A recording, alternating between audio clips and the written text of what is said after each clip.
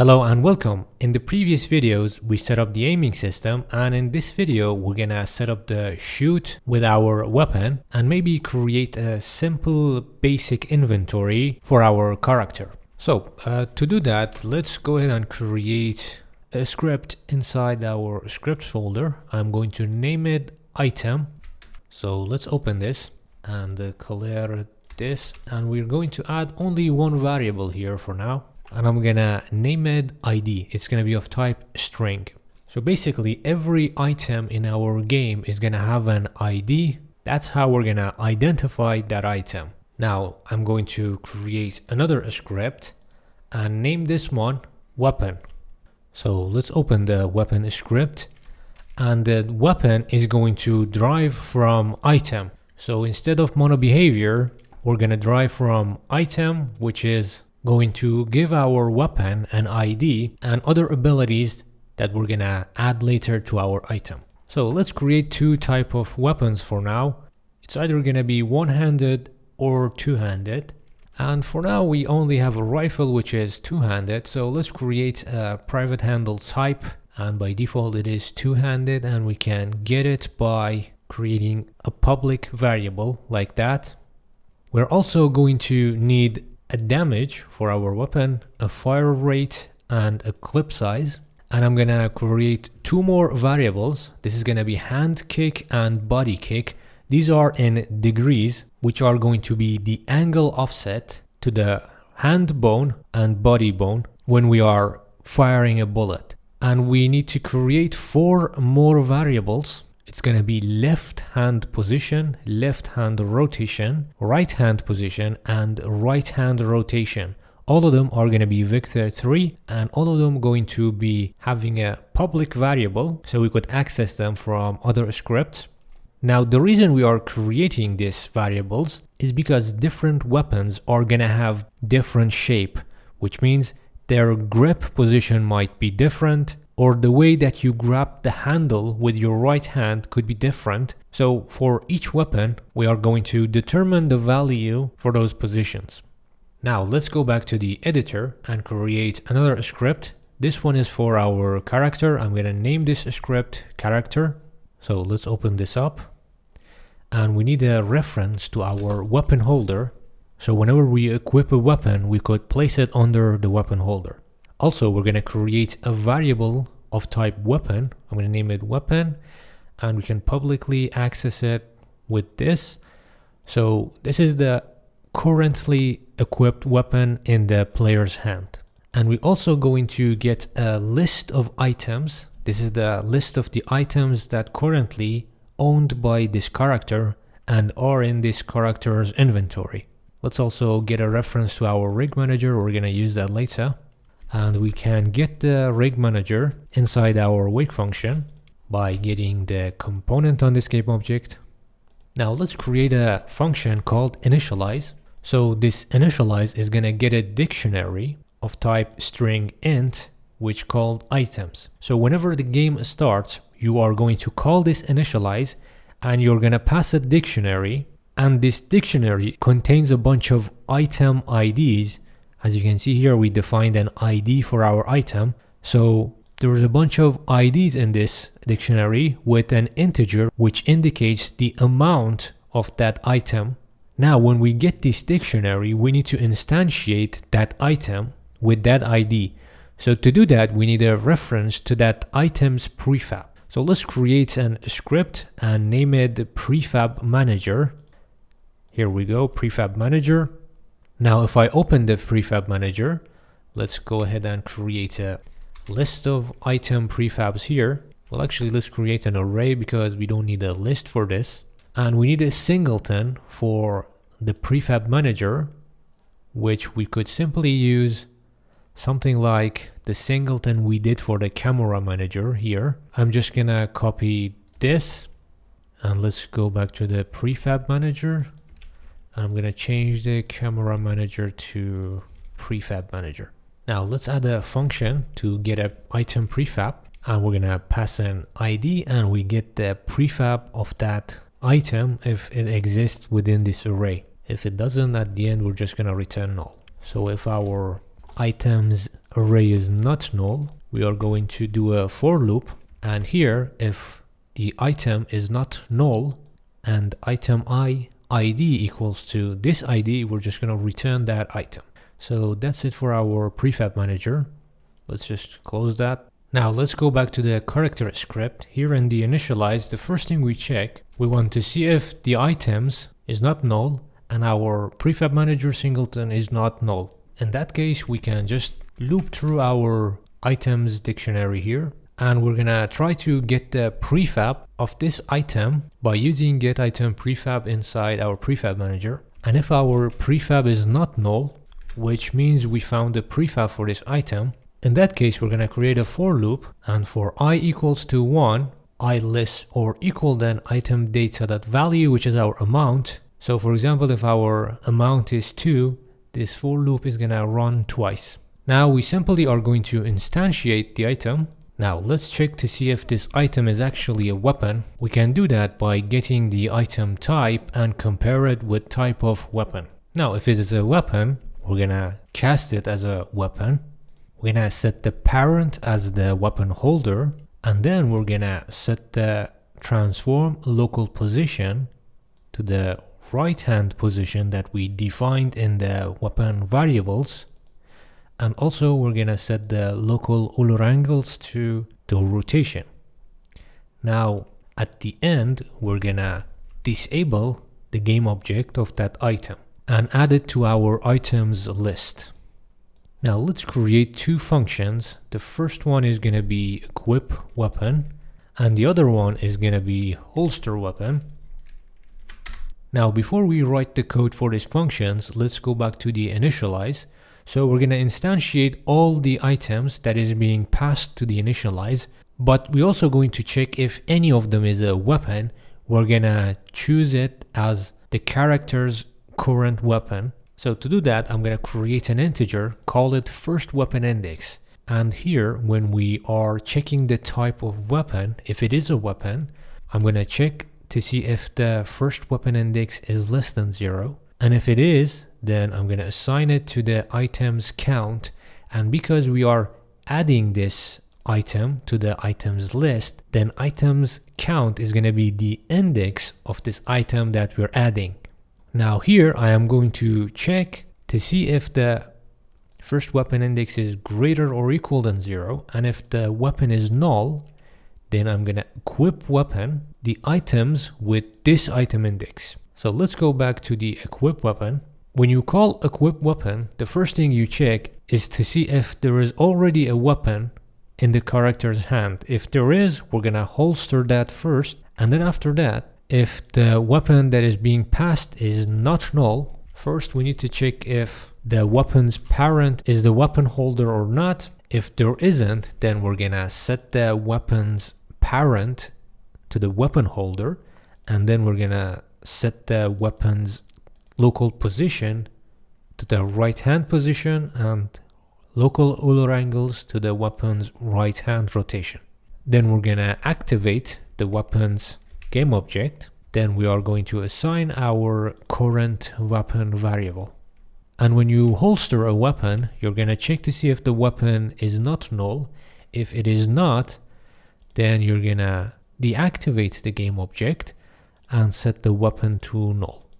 Now, when you equip a weapon, you are setting the weapon's local position here, but you also need to set the weapon's left hand position. So to do that, I'm going to use rig manager. So here I'm going to create a new function and call it set left hand grip data. So basically we're going to send the position and rotation. And if our left hand target is not null, then we're going to set the local position and local Euler angles of our left hand target. Now, if we go back to our character script, when we are equipping our weapon, we can set the rig manager left hand grip data, and we're going to use the weapon left hand position and left hand rotation. Now let's go to the Unity editor. And if we take a look at our character, first let's attach a character script. And if we take a look here, there is a weapon holder that we need to assign. So let's expand the skeleton. Our weapon is under the right hand of our character. So here it is. That's our weapon holder. And by the way, for the left hand hint, let's just delete that. Our rig for the left hand doesn't need to have a hint. And this is our left hand target, which let's drag it under the weapon holder. And this is our weapon that we have right now. I'm going to attach a weapon script to it. Let's assign an ID. So that's an ID I choose for this weapon. Now let's go to the character script. Here it is. In the awake function, by default for now, I'm just gonna initialize it. This is temporarily. I'm going to create a new dictionary and I'm gonna create one weapon with that ID. Now let's go back to the Unity editor. For the right hand, it's gonna be this position and rotation that we have here, because the right hand position and rotation is the local position and Euler angles under the weapon holder. So I can just copy all these values here, and that should take care of the right hand. Let's also copy and paste the angles. So that's it for the right hand. And for the left hand, we're gonna use this data on the left hand target. So that is the position of the left hand. Let's bring it here. The same thing for other values. By the way, these values are different for each weapon. So you need to play around with these values for each weapon and then just copy and paste the values in these variables. And you need to do it only once, and after that, the weapon is just gonna always instantiate in the right position. So that's it for the left hand. I'm going to create a folder here. Let's name it prefabs. And here let's create a new folder, call it weapons. And let's make a prefab out of this. That's our weapon prefab. I can easily just delete the weapon now because it's going to be instantiated. And let's collapse that. I'm going to create an empty game object and name it prefab manager. So if I assign a prefab manager here, we can simply assign our prefab to this items list. So that is our weapon prefab. Now let's create an empty game object and name it managers. So I'm gonna drag both of these under the managers. We could create a prefab out of each one of these, but let's just make all of them into one prefab. So every scene that we have, we could just drag this manager in our scene and it just works. You don't have to drag every single one of these objects as a separate prefab. So let's actually, for the follow camera and aim camera, let's go to the prefab and unpack and bring them under manager. So we could just make a prefab out of that one inside the prefabs. Here it is, that's the manager. So for every scene we have, we're just gonna drag the manager in our scene, and that's it. So as you can see, we no longer have a weapon under the right hand, and it is going to be instantiated during the game. So if I play this now, it's just gonna instantiate the weapon, put it in the inventory, and put it in the player's hand. So far so good. Let's stop this. And now in the scripts folder, I'm gonna create a new item. Let's name it ammo. If we open the ammo script, let me clear that. This is also going to derive from item. So we could also put this in the player inventory. So for the ammo, right now I'm just gonna create a variable called amount. So that's enough for the ammo. Let's go to the character actually in the initialize. Here, when we check the type of the weapon, let's add an else if here. and also check for ammo. Here, as you can see, it runs the for loop based on the amount of the item that we want to instantiate. But if it is ammo, we don't want to instantiate it multiple times. We just want to instantiate it once and add the amount to the amount variable here. So to do that, let's actually create a boolean here. Let's name it done. So if done is true here in the ammo, we're gonna set it to true. And at the end, if done is true, we're just gonna break from the for loop. And we're gonna cast the item as ammo, and we're gonna put the amount in the ammo.amount. Now let's take a look at the third person controller script. Here we are going to take a reference of our character. Let's take it in the awake function, equals to get component character. So here through character, we could access the player's weapon, because here in the character, we determine the current weapon of the player. So let's go back to the third person controller in the update. So here I am going to create a boolean named armed. So it basically is going to check to see if the character weapon is not equals to null, and it's gonna set the value of armed. And here we no longer need the boolean that we created up here. This is armed that we just created it. Let's just delete that. We don't need that anymore. So let's go back to the update function. Now for the aim layer weight, we are going to add an additional condition saying if we are armed, and then we're gonna check to see if we are aiming or reloading. And for the aim right weight, we're gonna do the same thing. We are going to add the extra condition that we should be armed. And for the left hand weight, we're gonna do the same. I'm gonna add an extra condition checking if we are armed. And also we're gonna check another condition saying if our character weapon is going to be two-handed. So when we are lerping the left hand weight, this is what we added, the armed condition, and if the weapon type is two-handed. If it is one-handed, we don't need to do that. Well, actually we need to move this condition if our character weapon type is two-handed. Let's remove it from here. We're gonna check if it is armed and if it is not reloading. So let's bring the if it is not reloading right over here. So we're gonna check if we are armed and if we are not reloading, and either we are aiming or we are grounded. So let's put the is grounded inside parentheses and add an extra condition, which is if our weapon type is two-handed. Now while we are here, let's also add a few more conditions to the input.reload. So we also want to add another condition saying if we are not already reloading, so then we're gonna do the reload.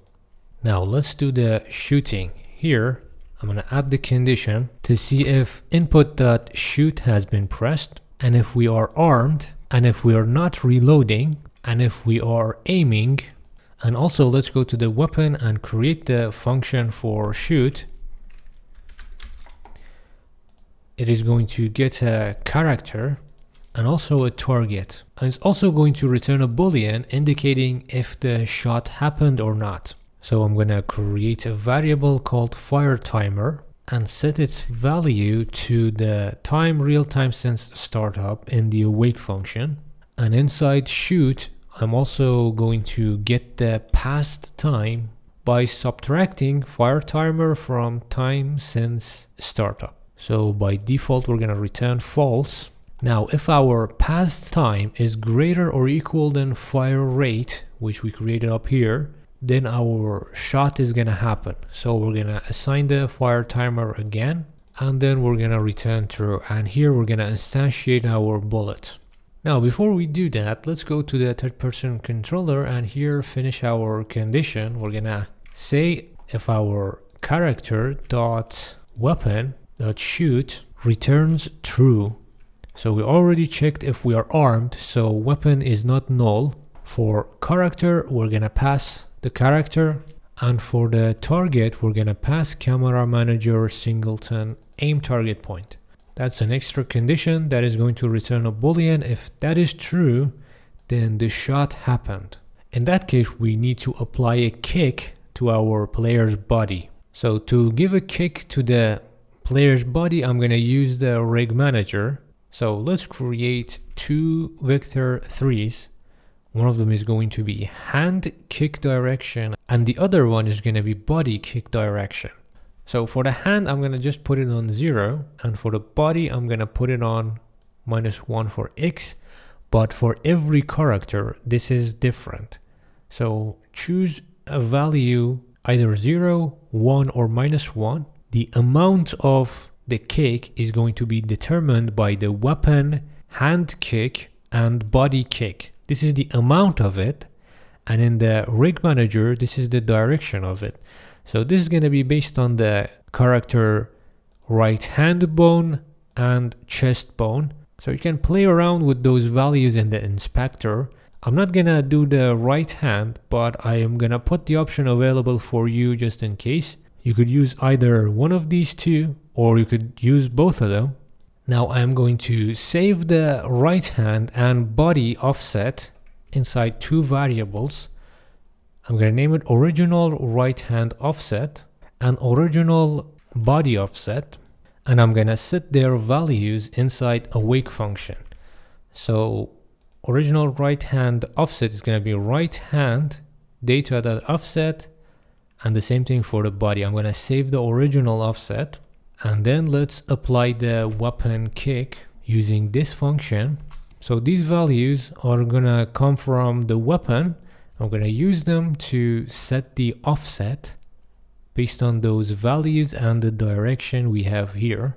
So let's also create the update function. Now I'm going to check if the right hand data offset is not equals to original offset. Then I'm gonna lerp that towards the original offset with this speed, and I am going to do the same thing for the body offset. So if it's not equal to original, I'm gonna lerp it towards the original. And then here in the third person controller, whenever the shoot happens, then we're gonna say rig manager apply weapon kick, and we're gonna pass the hand kick and body kick of the weapon. So now let's go ahead and check the result. If I play this, and if I aim now, when I click the leftmost button, it's gonna give us a little kick. So I'm gonna finish the video right here. Hopefully in the next video we could actually instantiate the bullet, maybe even create the impact effect of our bullet, and some other new stuff. I hope you enjoyed the video. Make sure to like and subscribe. Thanks for watching.